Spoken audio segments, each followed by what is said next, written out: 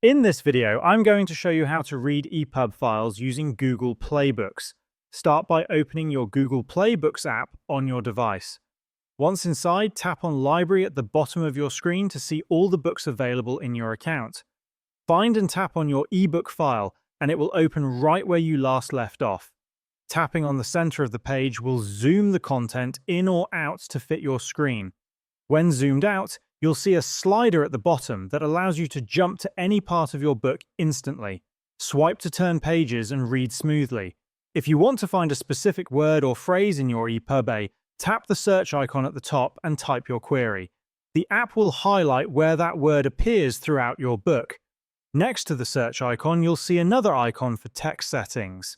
Here, you can change fonts, adjust line spacing, or switch text alignment to justified, left, or right.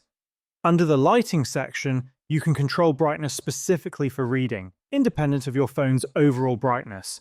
You can also switch between themes like day mode or night mode to make reading easier on your eyes. If you select text, you'll have the option to highlight, copy, translate, or even add notes for personal reminders.